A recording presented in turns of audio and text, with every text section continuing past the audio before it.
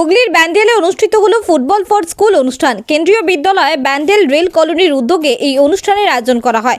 এই অনুষ্ঠানে প্রধান অতিথি হিসেবে উপস্থিত ছিলেন পরশুরা বিধানসভার বিজেপি বিধায়ক বিমান ঘোষ। তাকে বিশেষ সম্মানে সম্মানিত করেছেন অনুষ্ঠানের আয়োজকরা। জানা গেছে, আরামবাগ, গোঘাট, খানাকুল এবং পরশুরার একাধিক স্কুল সহ হুগলি জেলার মোট 589টি স্কুলকে 4,463টি ফুটবল বিতরণ করা হয়েছে। ভারত সরকারের শিক্ষা মন্ত্রকের পক্ষ থেকে ফুটবল বিতরণ করা হয়। আজকের এই অনুষ্ঠান মঞ্চে বক্তব্য রাখার সময় বিমানবাবু কি জানিয়েছেন শুনুন। যুব সমাজকে আনবার জন্য যে অনবদ্য প্রচেষ্টা,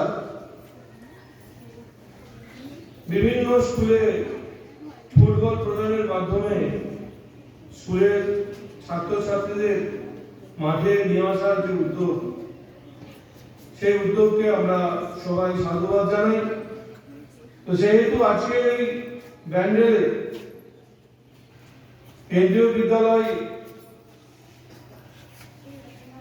এই ব্যান্ডেল রেল কলোনিতে যে অনুষ্ঠানটি আজকে করা হচ্ছে, 100-রও বেশি স্কুলকে ফুটবল দেওয়া হবে। আগামী দিনে এইরকম কার্যক্রম আরো হবে। এর আগে এখান থেকেই আরো কয়েকশো স্কুলকে, প্রায় আজকে নিয়ে 500-রও বেশি স্কুলকে ফুটবল দেওয়া হচ্ছে।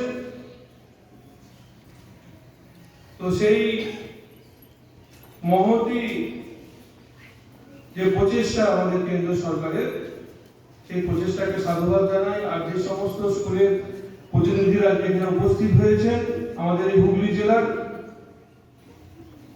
সেই স্কুলের প্রত্যেকটা স্কুলের যারা যারা এসেছেন তাদেরকেও বলবো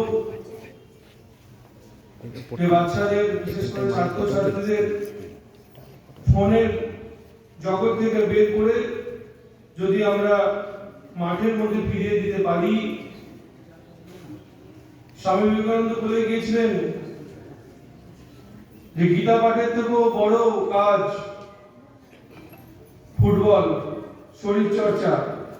সেটা যদি আমরা এই সমাজে প্রত্যেকটা বাচ্চাদের বা যুব সমাজকে নিয়ে যেতে পারি, তবেই আগামী দিন, আগামী প্রজন্ম বেঁচে থাকবে। তো সেই উদ্যোগ যেমন ভারত সরকার থেকে নেওয়া হচ্ছে, স্কুলেরও যারা আছেন বা প্রত্যেক ছাত্রছাত্রী যারা গার্জেন, তাদেরকেও অ্যাওয়ারনেস হওয়ার প্রয়োজন আছে যে ফোনের থেকে খেলাধুলাকে বেশি প্রায়োরিটি দেওয়া। তাই আজকের এই কার্যক্রম এত সুন্দর একটা অর্গানাইজ করবার জন্য এই স্কুলের সকল শিক্ষক এবং কর্মকর্তাদের আমি ধন্যবাদ জানাই। যারা এসেছেন তাদেরকেও ধন্যবাদ জানাই। ভারত সরকার খেলাধুলাকে অন্য উচ্চতায় নিয়ে যেতে চাইছে এবং যাচ্ছেও, আপনারা লক্ষ্য করছেন। আমরা এই হুগলি জেলার মাটি থেকে আমরা বড় বড় ফুটবলার পেয়েছি, ক্রিকেটার পেয়েছি, বড় প্লেয়ার পেয়েছি। আগামী দিনে যেন আমরা আরো উজ্জ্বল ভবিষ্যৎযুক্ত খেলোয়াড় পেতে পারি। সবাই সেদিকে ধ্যান দিন, কারণ আমাদের ছেলেদের মধ্যে প্রতিভা আছে। সেই প্রতিভাকে লালন পালন করে মাঠের মধ্যে দিয়ে আগামী দিনে উজ্জ্বল হতে পারবে। এটুকুই বলার ছিল। সবাই ভালো থাকবেন, সবাই সুস্থ থাকবেন।